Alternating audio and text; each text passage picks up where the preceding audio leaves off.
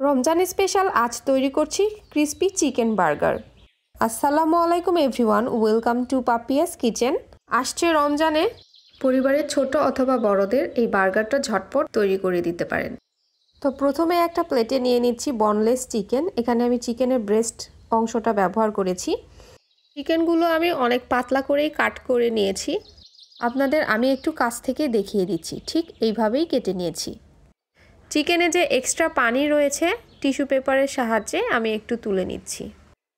এরপর এখানে দিয়ে দিচ্ছি হাফ চা চামচ লাল মরিচ গুঁড়া, 1/4 চা চামচ কালো গোলমরিচ গুঁড়া, হাফ টেবিল চা চামচ লবণ, 1 টেবিল চা চামচ টক দই।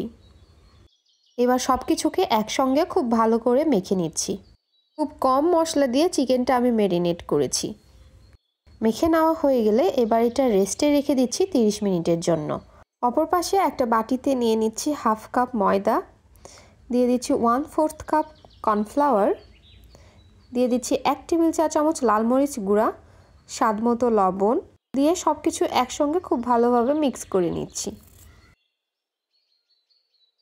এবার যে চিকেনটা আমরা ম্যারিনেট করে রেখেছিলাম সেখান থেকে 1 পিস মাংস নিয়ে এর মাঝে সুন্দর করে কোডিং করে নিচ্ছি। তারপর 2 থেকে 3 সেকেন্ড পানিতে এভাবে ডুবিয়ে রেখে পানি থেকে তুলে আবারও ময়দার মাঝে এভাবে চেপে চেপে কোট করে নিব। এতে দেখা যাবে মাংসের গায়ে খুব সুন্দর ক্রিস্পি একটা লেয়ার ক্রিয়েট হবে। এতে মাংসটা অনেক বেশি ক্রিস্পি হবে। এভাবে করেই সবগুলো চিকেন আমি কোডিং করে নিয়েছি। তেল যখন হালকা গরম হয়ে আসবে এবার এর মাঝে এক এক করে চিকেনগুলো ছেড়ে দিচ্ছি। এই পর্যায়ে চুলার তাপ আছে মিডিয়াম টু লো ফ্লেমে। এক পাশে গোল্ডেন ব্রাউন কালার চলে আসলে অপর পাশে উল্টিয়ে দিচ্ছি। এভাবে উল্টিয়ে পাল্টিয়ে আমি প্রায় 15 থেকে 20 মিনিট ভেজে নিয়েছি। এবার তেল ঝরিয়ে চিকেনগুলো তুলে নিচ্ছি।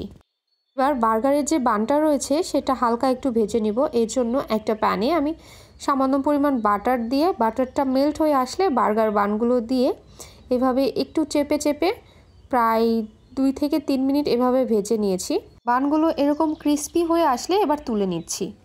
আর বার্গারের জন্য সসটা তৈরি করে নিব। এর জন্য একটা বাটিতে নিয়ে নিয়েছি 2 টেবিল চা চামচ টমেটো সস আর 3 টেবিল চা চামচ মেয়োনিজ।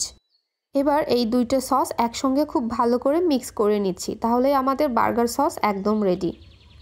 এবার যে বার্গার বানটা আমরা সামান্য টোস্ট করে নিয়েছি এর মাঝে সসটা দিয়ে দিচ্ছি। এভাবে চারপাশে ছড়িয়ে নিচ্ছি। এর উপর দিয়ে দিচ্ছি লেটুস পাতা, তার উপর দিয়ে দিচ্ছি সেই ভেজে রাখা চিকেন, দিয়ে দিচ্ছি টমেটো। এবার বার্গারের উপরের যে বানটা রয়েছে সেখানেও কিছুটা সস আমি স্প্রেড করে নিচ্ছি। এই তো উপরে এভাবে বসিয়ে দিলেই আমাদের বার্গারটা একদম রেডি।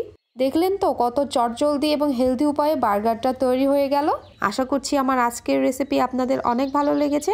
রেসিপি ভালো লাগলে লাইক, কমেন্ট, শেয়ার করে পাশে থাকবেন এবং চ্যানেলটি সাবস্ক্রাইব করবেন। আজ এখানেই বিদায় নিচ্ছি। সবাই অনেক ভালো থাকবেন। আল্লাহ হাফেজ।